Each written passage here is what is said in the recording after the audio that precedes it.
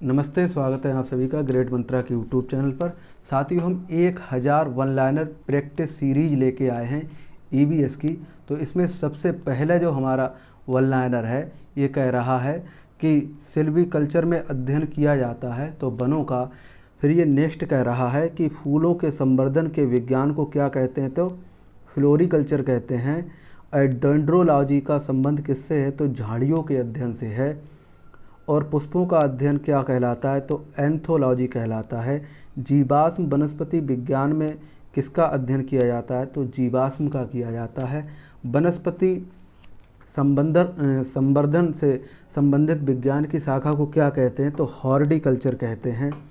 फिर ये कह रहा है वनस्पति विज्ञान की वह शाखा जिसके अंतर्गत शैवालों का अध्ययन किया जाता है तो इसे फाइकोलॉजी कहते हैं। सिल्वीकल्चर के में किसका अध्ययन किया जाता है, तो वनों का किया जाता है। और फिर ये पूछ रहा है कि स्पर्मोलॉजी किसे कहते हैं, तो बीजों के अध्ययन को स्पर्मोलॉजी कहते हैं। नेक्स्ट है वह विज्ञान जिसका संबंध जीवधारियों के अध्ययन से कहलाता है, तो जीव विज्ञान। वनस्पति विज्ञान के जनक कौन है, तो थियोफ्रस्ट हैं। सुजनकी के पिता कौन हैं, जो इगेजनिकी है तो फ्रांसिस गाल्टन है। और हिस्टोरिया प्लांटरम जो पुस्तक के लेखक कौन है, तो थियोफ्रस्ट है। जीव विज्ञान बायोलॉजी शब्द का प्रयोग सबसे पहले किसने किया, तो लैमार्क और ट्रेविरनस ने किया था। और बॉटनी शब्द की उत्पत्ति किस भाषा हुई है, तो ग्रीक भाषा से हुई है। नेक्स्ट है कि पर्यावरण का अध्ययन जीव विज्ञान की किस शाखा के अंतर्गत किया जाता है, तो पारिस्थितिकी के अंतर्गत किया जाता है। पौधे की आंतरिक संरचना का अध्ययन वनस्पति विज्ञान की किस शाखा में किया जाता है, तो एनाटॉमी में। पादप जीवाश्मों का अध्ययन वनस्पति विज्ञान की किस शाखा में किया जाता है, तो पोलियोबॉटनी में। फिर है कि घासों का अध्ययन, ये है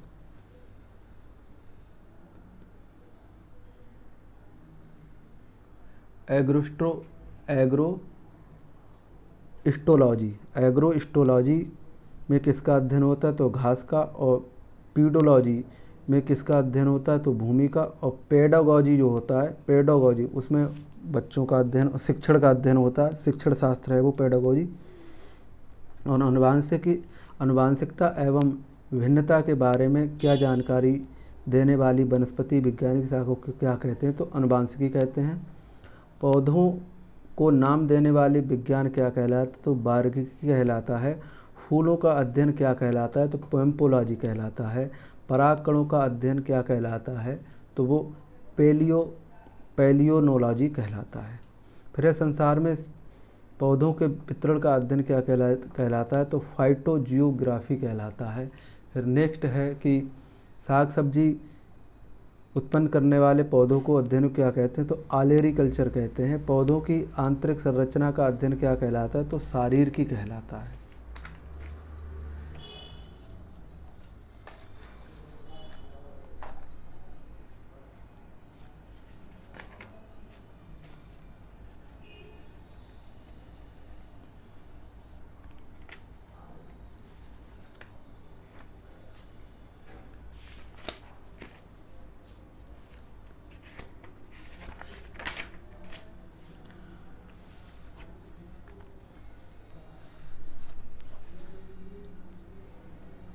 नेक्स्ट है कि वर्गिकी के पितामह कौन हैं, तो है लीनियस। और कैरोलस लीनियस ने वर्गीकरण की कुल कितनी इकाइयों को बनाया, तो इसमें जाति है स्पेसीज, वंश है जीनस, कुल है फैमिली, गण है ऑर्डर, वर्ग है क्लास और संघ है फाइलम।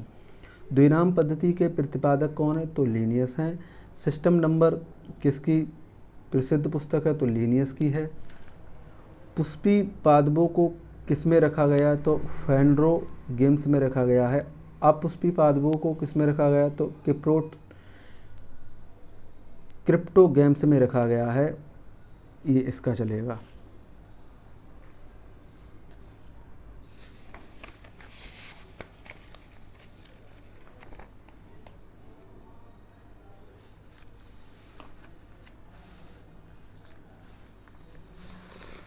फिर नेक्स्ट है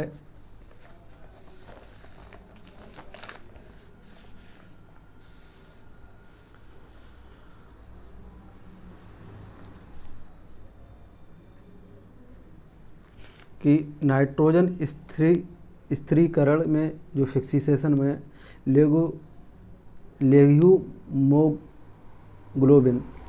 लेगहीमोग्लोबिन का क्या कार्य है, तो ऑक्सीजन का अवशोषण। फिर है कि नाइट्रोजन यौगीकरण में कौन सी फसल सहायक होती है, तो फली। मनुष्य की आंत में पाया जाने वाला जीवाणु कौन सा है, तो एस्चरिचिया कोली है। फिर है अमोनिया को नाइट्रेट में कौन सा जीवाणु बदलता है, तो नाइट्री कारक जीवाणु। फिर भोजन की विषाक्तता किससे उत्पन्न होती है, तो क्लेस्ट्रीडियम बोटुलिनम द्वारा। क्लेस्ट्रीडियम बोटुलिनम द्वारा। ये यहाँ तक हो गया। फिर है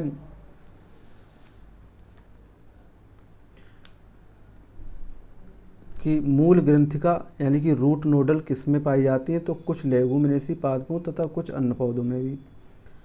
अधिक नमक वाले आचार में जीवाणु जीवित नहीं रह पाते क्योंकि ये जीव द्रव्य संकुचित हो जाते हैं और इस तरह मर जाते हैं। ये तपेदिक जो टीबी उत्पन्न करने वाले जीवाणु का क्या नाम, तो माइकोबैक्टीरियम।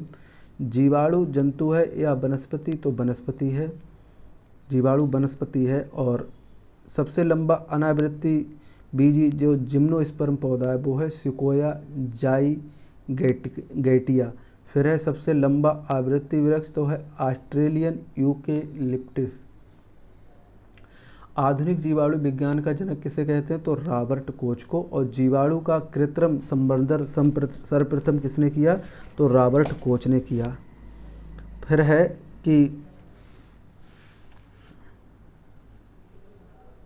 एक गोल जीवाणु क्या कहलाता है, तो कोकस। और एक सर्पिल जीवाणु को क्या कहते हैं, तो स्पाइरिलम कहते हैं। नेक्स्ट है कि वास्तविक केंद्रक किसमें अनुपस्थित होता है, तो जीवाणु में। और वायुमंडल में नाइट्रोजन को मृदा में स्थिर करने वाला असहजीवी जीवाणु कौन है, तो है एंजोटोबैक्टर और क्लाइस्ट्रिडियम जीवाणु। भूमि की उर्वरता को घटाने वाला जीवाणु, तो थायोबैसिलस डिनाइट्रिफिकेशन। नेक्स्ट है जीवाणु में प्रजनन की सामान्य विधि कौन सी है, तो है विखंडन। जीवाणु में प्रकाश संश्लेषण क्रिया में हाइड्रोजन दाता सामान्यता होता है, तो हाइड्रोजन सल्फाइड। विटामिन B11 के संश्लेषण में किस जीवाणु का उपयोग किया जाता है, तो क्लॉस्ट्रिडियम एंटीबोटियम। फिर है कौन सर्वाधिक संख्या में पाए जाते हैं, तो जीवाणु। बैक्टीरिया में पाए जाने वाला प्रकाश संश्लेषी आवश्यक आशय क्या कहलाता है, तो वर्णकी लवक। नेक्स्ट है कि जो जीवाणु सीधे वायुमंडल नाइट्रोजन के यौगिकों में बदलते हैं वो क्या कहलाते हैं, वो नाइट्रोजन स्थिरीकरण जीवाणु कहलाते हैं।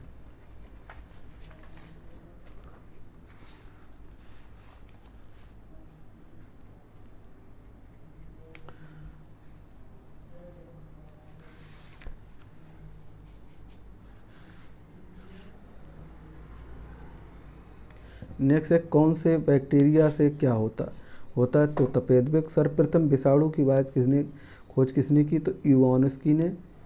और फिर विषाणु क्या माने जाते हैं, तो सजीव और निर्जीव की एक ट्रांसिजीनर ग्रुप। किसमें एंजाइम नहीं होते, तो विषाणुओं में। TMB शब्द किससे संबंधित, तो विषाणु से। चेचक के टीके का विकास किसने किया, एडवर्ड जेनर ने। एडवर्ड जेनर ने किसकी खोज की, चेचक के टीके की। विषाणु किस में वृद्धि करता है, तो जीवित कोशिका में। विषाणु निर्जीव क्यों माने जाते हैं, ये क्रिस्टैलिड हो सकते हैं।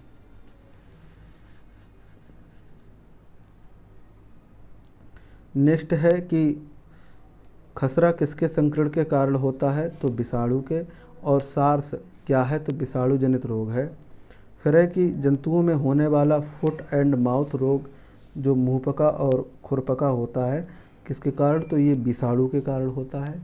नेक्स्ट है आलू में मोज़ेक जो डिजीज़ है वो किसके कारण तथ्य होता है, तो विषाणु के कारण होती है।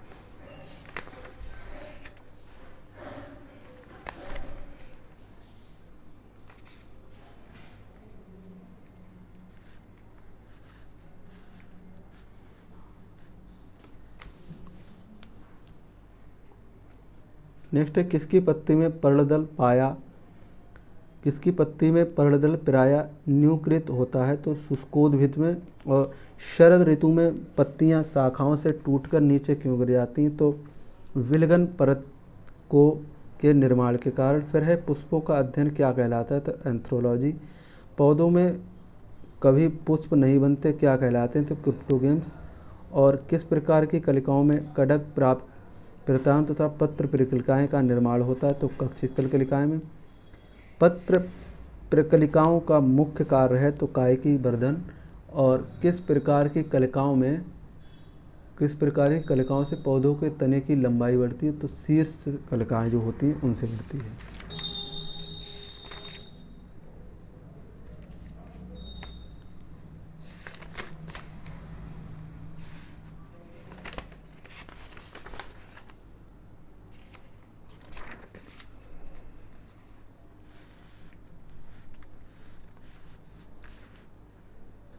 नेक्स्ट है जेम और जेली को कवक और जीवाणुओं के बचाने के लिए किस सिद्धांत का प्रयोग किया जाता है, तो जीव द्रव संकुचन का। फिर है कोशिका में जल का प्रवाह किस प्रकार होता है, तो विसरण दाब न्यूनता जो DPH होता है उसके द्वारा। फिर है जब जीवित कोशिका के जल सूचन बल को व्यक्त करते हैं, तो विसरण दाब न्यूनता DPD द्वारा होता है। फिर है किसी पादप को कोशिका को अधिक सांद्र नमक में विलयन में रखा जाता है, तो कोशिका में क्या होता है, तो है जीव द्रव संकुचित हो जाता है।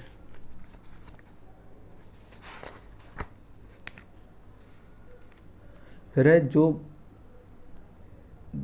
बल जो एक कोशिका की आकृति को बनाए रखता है, तो स्फूर्ति दाब उसे हम कहते हैं।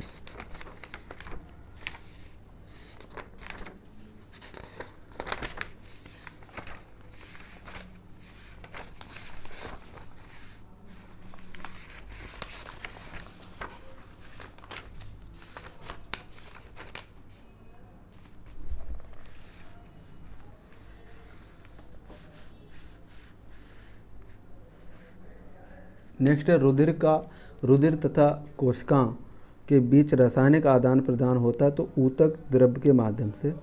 जीवा, किडनी, तिल्ली, यकृत आदि पर रक्षात्मक आवरण होता है, तो एपिथेलियम ऊतक का।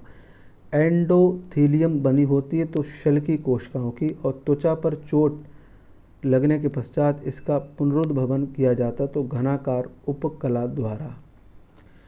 फिर है कि मास्ट कोशिकाएं मिलती हैं, तो संयोजी ऊतक में ये मिलती हैं।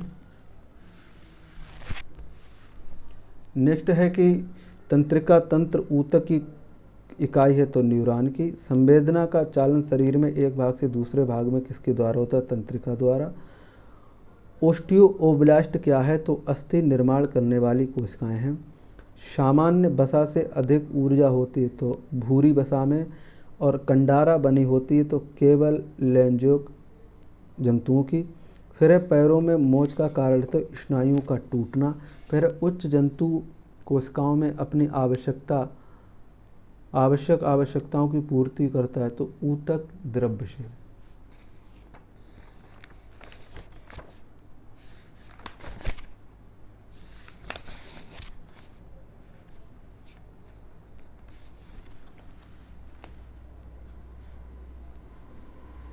नेक्स्ट है कि किसमें रक्त नहीं होता किंतु शोषण करता है, तो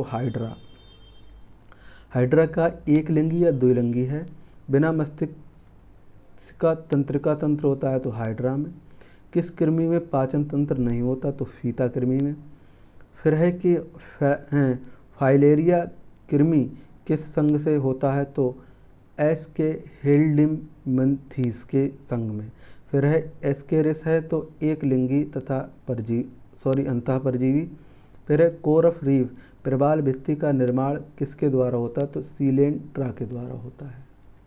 फिर है कि हाइड्रा का प्रचलन अंग कौन सा है, तो है किल्स।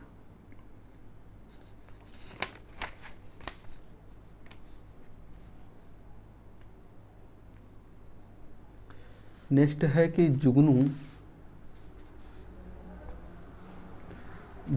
एक कीट है। जुगनू है तो एक कीट, और नियोपिलाइना को मोलस्का संघ में रखा जाता है। यह संयोजक कड़ी है तो एलिनिडा और मोलस्का संघ के बीच की।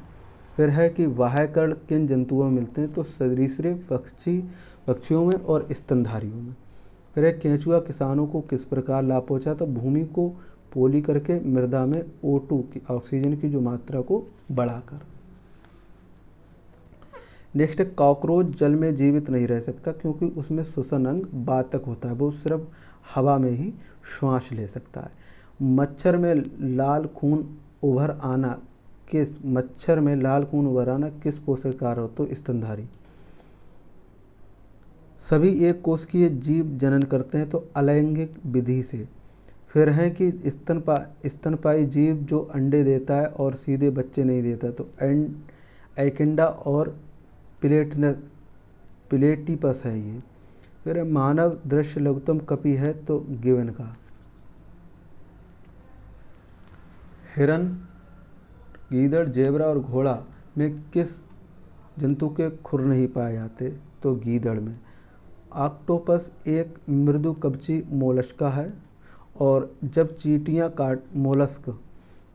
काटती हैं तो अंता चेपती करती, तो फार्मिक एसिड का। मकड़ियों द्वारा उत्पादित रेशम कहलाता है घास में रेशम। अपनी आंत में जल संग्रह करने वाला प्राणी तो ऊंट, और सर्पों की विषम ग्रंथि किसकी समांग है, तो है कशेरुकी प्राणियों की लार ग्रंथियों की।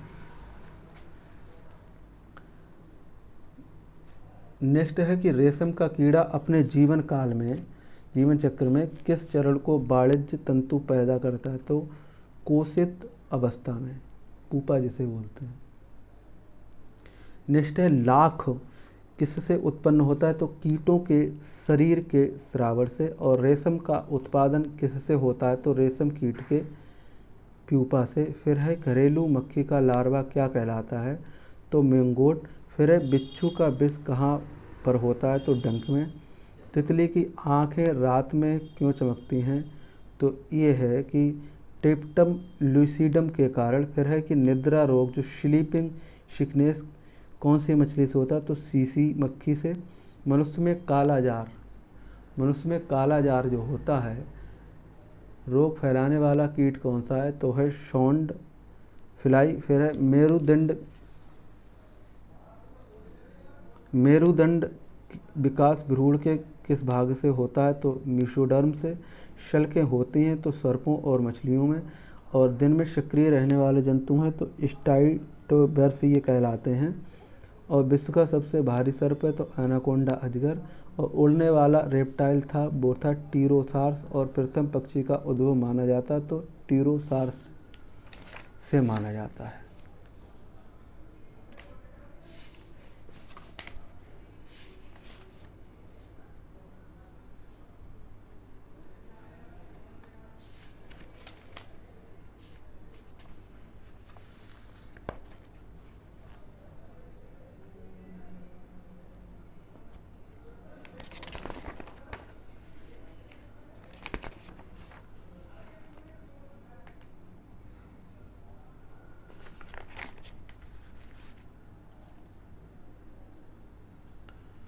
नेक्स्ट है कि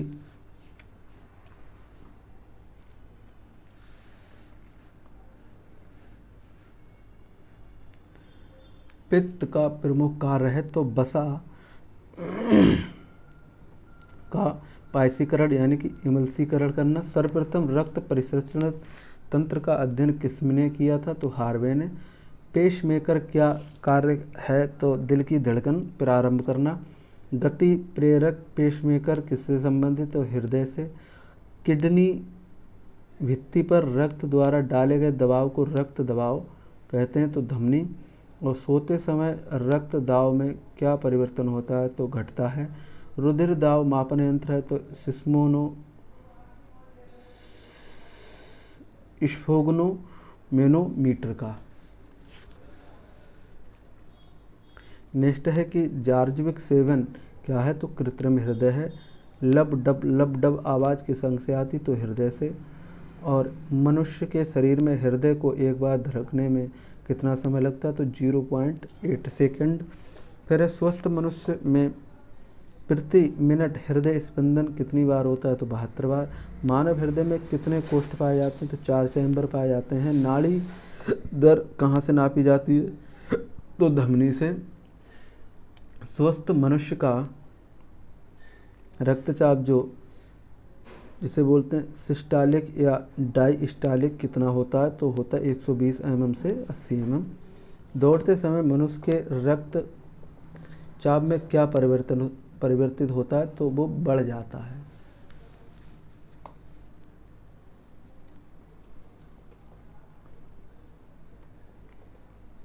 सामान्य जीवन काल में मनुष्य का हृदय लगभग कितनी बार धड़कता है, तो 2 अरब बार। मानव शरीर में हृदय किसकी तरह कार्य करता है, तो पंपिंग स्टेशन की तरह। शरीर की विशालतम धमनी कौन सी है, तो एरोटा। फिर है कि स्वस्थ मानव शरीर में रक्त की कुल मात्रा कितनी होती है, तो शरीर के वजन का 7%। एक वयस्क में रक्त का औसत आयतन कितना होता है, तो 5 से 6 लीटर। मानव रुधिर में pH क्या है, तो 7.4 है। फिर है मानव शरीर में रुधिर बैंक का कार्य कौन करता है, तो तिल्ली या पीहा। फिर है मानव रक्त में प्लाज्मा में प्राय पानी की प्रतिशत मात्रा कितनी होती, तो 80 से 82%।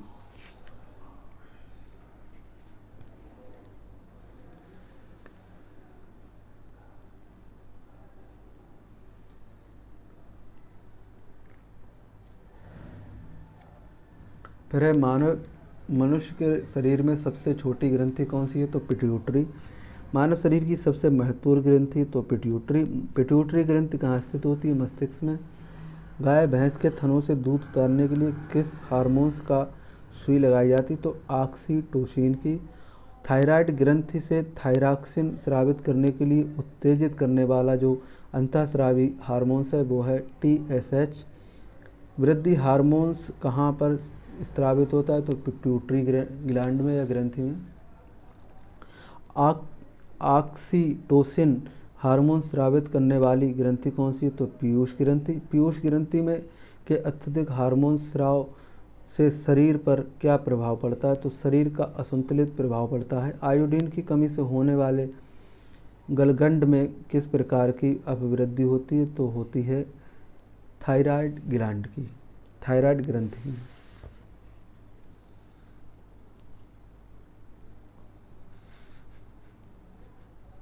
ये पूछ रहा है किस हार्मोन्स में आयोडीन होता है, तो थायरॉक्सिन में। पीनियल ग्रंथि कहाँ स्थित होती है, तो मस्तिष्क में। फिर है कि कौन सी एक अंतःस्रावी ग्रंथि पीयूष ग्रंथि से स्वतंत्र कार्य कर सकती है, तो पराइब2। फिर शरीर में सबसे बड़ी अंतःस्रावी ग्रंथि कौन सी है, तो है अब2 या थायराइड। फिर है कौन सी ग्रंथि अश्रु जो टीयर होते स्रावित करती है, लैक्रिमल। कौन सी ग्रंथि वृद्धावस्था में लुप्त हो जाती है, तो थाइमस। नर लैंगिक हार्मोन्स कौन सा है, तो टेस्टोस्टेरोन है। स्त्रीलिंग हार्मोन्स के नाम बताइए, तो एस्ट्रोजन और प्रोस्ट्रान और रिलैक्सिन। फिर है एस्ट्रोजन का स्राव किसके द्वारा होता है, तो होता है ग्रेफियन पुतलिकाओं के द्वारा। कौन सा हार्मोन्स लड़ो उठो हार्मोन्स कहलाता है, तो वो है एड्रेनालिन। फिर मगरमच्छ किस वर्ग का जीव है, सरीसृप वर्ग का। मगरमच्छ के हृदय में कितने चैम्बर होते हैं, तो 4। कौन से स्तनधारी बच्चे को जन्म नहीं देते, तो एकेडिना और प्लेटिपस है, ये जन्म नहीं देते हैं। फिर है कि फुफ्फुस यानी कि धूल मिता न्यूमोक्रोनियस से वे श्रमिक रोग ग्रस्त होते हैं जो मुख्यतः कार्यरत हैं कोयल खदान उद्योग में। जो फुफ्फुस धूमिलता है, न्यूमोकोनियोसिस जो रोग है वो इसी के कारण होता है। फिर है किस बीज मधुमेह के रोगी को रक्त शर्करा का स्तर सामान्य स्तर बनाए रखने में लाभ पहुंचाता है, तो वो है मेथी के। फिर है कि भारत में आज रोग निवारण कार्य के लिए जिस पोषहीनता की स्थिति को परम अग्रता देना आवश्यक वह है जीरोपैथीमिया। आरूपांतरण एक प्रक्रिया है जिसके द्वारा रक्त या लसिका तंत्र में कैंसर कोशिकाओं के एक स्थानों या अंगों तक फैलती हैं। फिर है कि लसिका गांठों का निर्माण होता है तो लिम्फोसाइट्स का। फिर है लसिका गांठों की संख्या अधिक होती है तो कान, गर्दन और पेड़ों पर। फिर है कि फाइलेरिया किसके द्वारा फैलता है तो मगरमच्छ द्वारा। काला जार रोग किसके द्वारा फैलता है तो सैंड फ्लाई या बालू मक्खी के द्वारा। फिर सर्दी जुकाम किस विषाणु द्वारा फैलता है तो राइनो वायरस के द्वारा। फिर है चिकन पॉक्स किसके द्वारा फैलती है तो बेरिसेला वायरस से। फिर है कि बिराइड की खोज किसने की तो टियोडाइडर ने। फिर है कि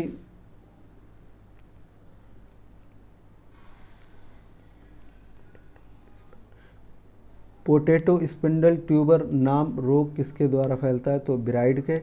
प्रोटॉन्स क्या हैं तो इसकी खोज किसने की थी प्रोटॉन्स के जिन्हें सर्वप्रथम ये प्रोटीन के बने कण हैं जिन्हें सर्वप्रथम प्रूसिनर ने देखा था।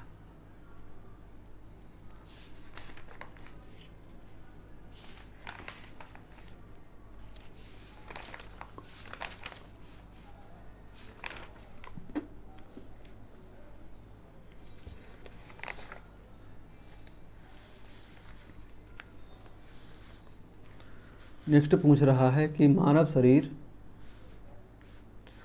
शरीर में कार्बोहाइड्रेट पुनः संग्रहित कहाँ होता है तो ग्लाइकोजेन में। और एथलीट को किससे जल्दी और ज़्यादा ऊर्जा मिलती है तो कार्बोहाइड्रेट से। लंबे समय तक कठोर शारीरिक कार्य के पश्चात मांसपेशियों में थकान अनुभव होने लगता है, ये ग्लूकोज का अपक्षय हो जाता है। रक्त ग्लूकोज स्तर सामान्यतः किससे व्यक्त किया जाता है तो भाग प्रति मिलियन में। प्रोटीन बनाने के लिए कितने अमीनो अम्ल आवश्यक होते हैं तो 20। फिर है कि शरीर में ऊतकों का निर्माण किससे होता है तो प्रोटीन से। फिर है प्रोटीन का मुख्यतः क्या माना जाता है तो शरीर का निर्माण करने वाला। शरीर पोषण में लघु पोषण के अंतर्गत समाहित किया जाता है तो खनिज एवं विटामिन को। उपापचय नियंत्रण पोषक पदार्थ कौन से हैं तो विटामिन, जल, खनिज, लवण। फिर है कि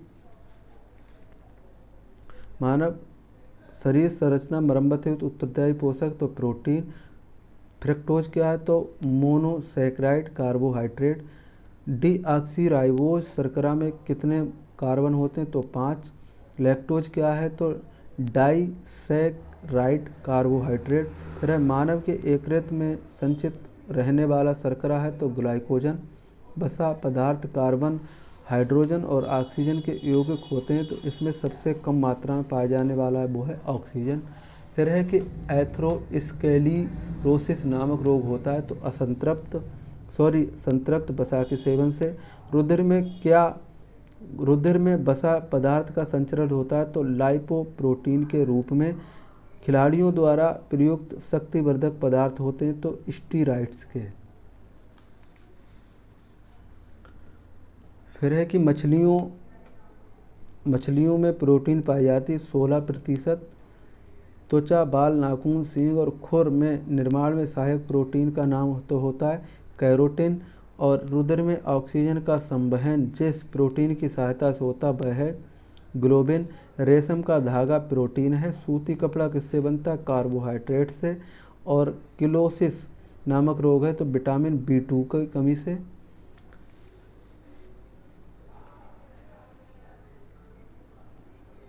फिर है कि कोलोस्ट्रम जो खीस में किस विटामिन की अधिकता पाई जाती है तो साइनोकोबालामीन की, B12 की। 2 विटामिन जिनका मानव शरीर में संश्लेषण हो जाता है तो नियासिन तथा विटामिन D। एंजाइम मूल रूप से क्या है तो प्रोटीन है। जैविक सिस्टम में रासायनिक क्रिया की प्रक्रिया को तेज करने में उत्तरदायी पदार्थ कौन सा है तो एंजाइम है। अल्फा क्रेटिन नामक प्रोटीन कहाँ उपस्थित होता है तो त्वचा में। सोयाबीन में प्रोटीन का प्रतिशत कितना होता है तो 42%।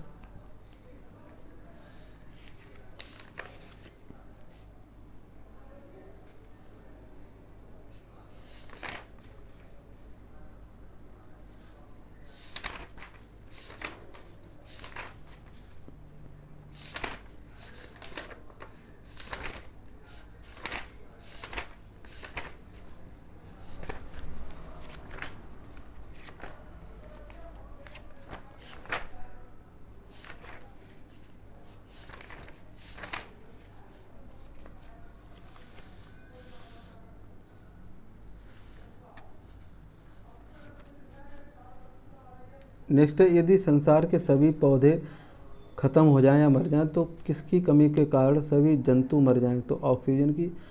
अधिपात जो इम्फैथीट्स के कैसे स्थानों पर पाए जाते हैं? तो जहां वर्षा पूरे बरस होती है। मिर्मेकोफिली कुछ पुष्पी पादपों का किनके बीज एक लाभदायक संयोजन होता है? तो चींटियों के बीज का। चींटियों के बीज का। फिर है, संसार का सबसे बड़ा पारितंत्र कौन सा है? तो सागर है। पूछ लेगा, मृदा अपरदन कैसे रोका जा सकता है? तो वनों रोपण के द्वारा, वृक्ष लगाकर। जब हम बकरी का मांस खाते हैं तब हम कैसे उपभोक्ता हैं? तो हम हो जाते हैं द्वितीय उपभोक्ता।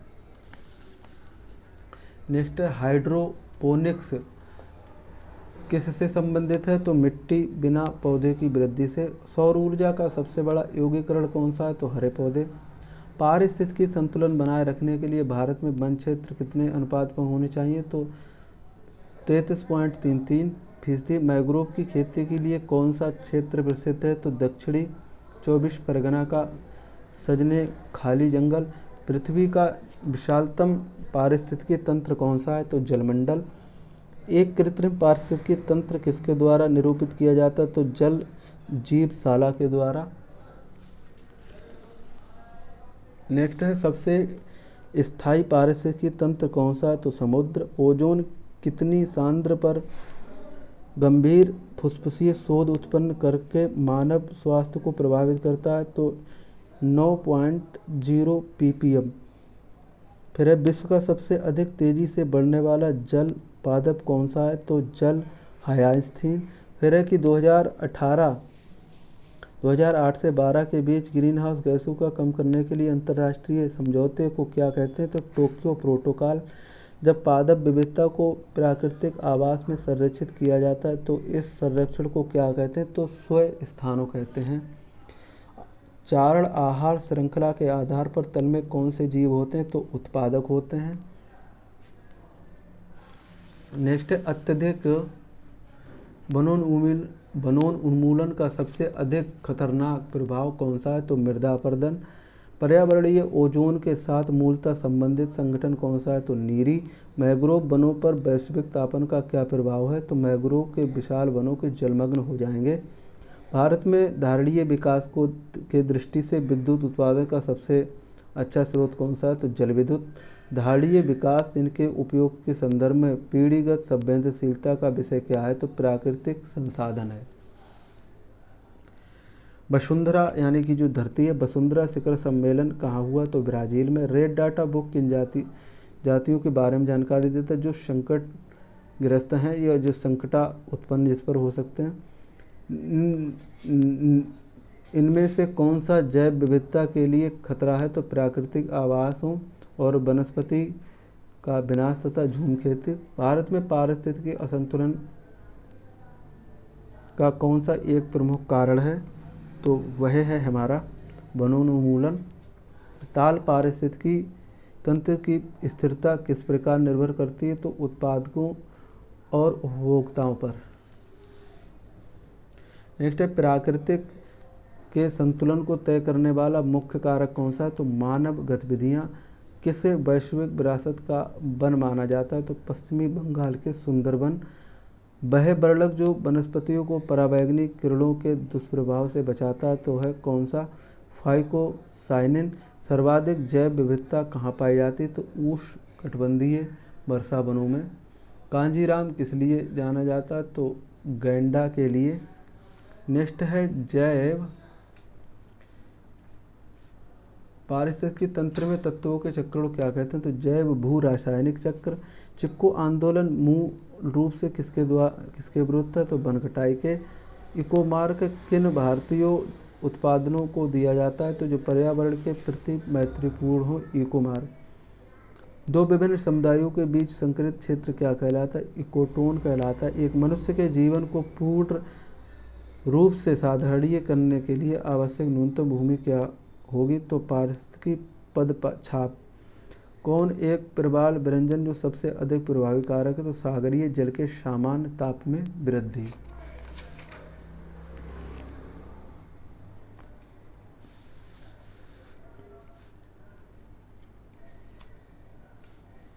नेक्स्ट है, यदि जल प्रदूषण को मापने हेतु कौन सी जांच की जाती है? तो बायोकेमिकल ऑक्सीजन डिमांड। डीडीटी क्या है? तो अजीब अपघटनीय प्रदूषक है। सूर्य से आने वाले हानिकारक पराबैंगनी विकिरणों से क्या होता है? त्वचा कैंसर।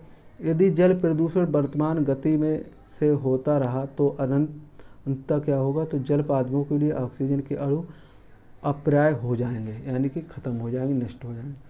नेक्स्ट है, नदियों में जल प्रदूषण माप किस प्रकार की जाती है? तो O2 की घुली हुई मात्रा से। कौन सी गैस वायु को प्रदूषित नहीं करती? तो CO2। फिलाइस एस वातावरणीय प्रदूषक है जो किसके द्वारा उत्पन्न होता है? तो थर्मल पावर प्लांट। किसको औद्योगिक अंतर्वाह के कारण होने वाला जल प्रदूषण के नियंत्रित करने में उपयोगी पाया जाएगा? तो है पार्थेनियम। नेक्स्ट है हमारा, प्रदूषण के रूप में फिनोलिक्स को गंदे पानी से किस प्रयोग करके निकाला जा सकता है? तो बहुलक अधिशोषण के द्वारा। नेक्स्ट, सबसे खराब वायु प्रदूषण उत्पन्न करने वाला पदार्थ कौन सा है? Carbon dioxide. किसके द्वारा जल के प्रदूषण को साफ करने में बायो फिल्टर के रूप में पाइला ग्लोब्सा प्रयुक्त किया जाता है? तो कैडमियस। वायु प्रदूषण के फलस्वरूप लोगों को फुफ्फुस कैंसर से अधिक मारने वाला रोग कौन सा है? तो वात स्फीति। ऊर्जा के किस रूप में प्रदूषण की समस्या नहीं होती? तो सौर। कौन अधिकतम ध्वनि प्रदूषण का कारक है? तो जेट उड़ान जो होती है वो। राष्ट्रीय पर्यावरण अभियांत्रिकी संस्थान कहाँ है? नई दिल्ली में। मानव जनित पर्यावरण प्रदूषक क्या कहलाते हैं? तो परजैविक कहलाते हैं।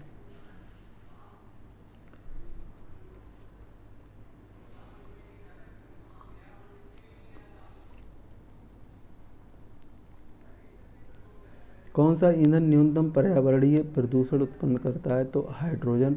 कौन सा अपर्ण औद्योगिक प्रभाव से उत्पन्न जल प्रदूषण पर नियंत्रण रखने में उपयोगी सिद्ध होता है? तो जल संभूल। भूमिगत जल को दूषित करने वाला अजैविक प्रदूषण कौन सा है? तो आर्सेनिक।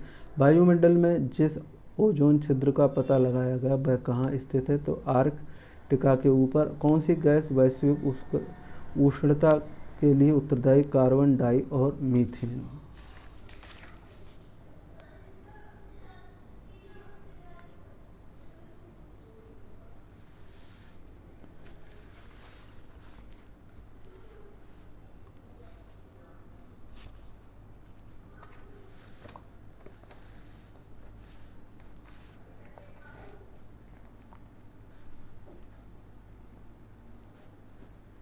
वायुमंडल में उपस्थित ओजोन परत किससे अवशोषित होती किसे अवशोषित करती है? तो अल्ट्रावायलेट किरणों को।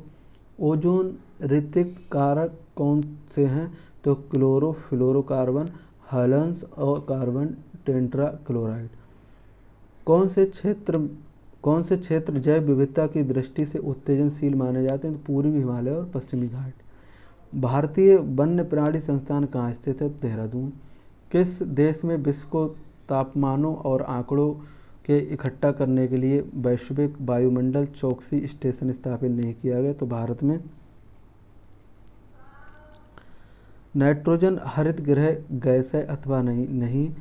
और तांबा जल प्रदूषक है या नहीं? तो नहीं। ग्रीन हाउस गैसों की संकल्पना किसने दी? तो जोसेफ फ्रोरियर ने। फिर है जोसेफ फ्रोरियर ने दी थी।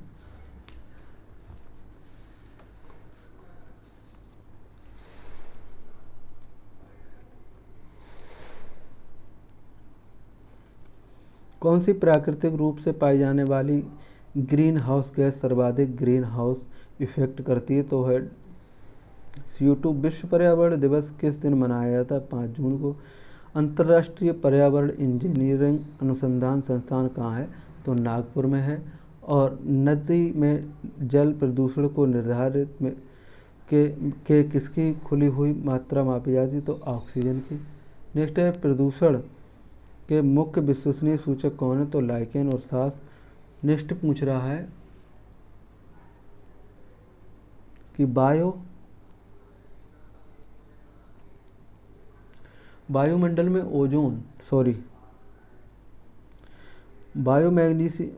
बायोमैग्नीफिकेशन क्या है? तो खाद्य श्रृंखला के अंत तक अजैविक निम्नीकरण, प्रदूषकों संकेंद्रण में वृद्धि। वायुमंडल में ओजोन परत की मोटाई नापने वाली इकाई को हम क्या कहते हैं? तो हम कहते हैं डॉप्सन। मिलेंगे नेक्स्ट लेक्चर में, तब तक के लिए टाटा बाय बाय, जय हिंद।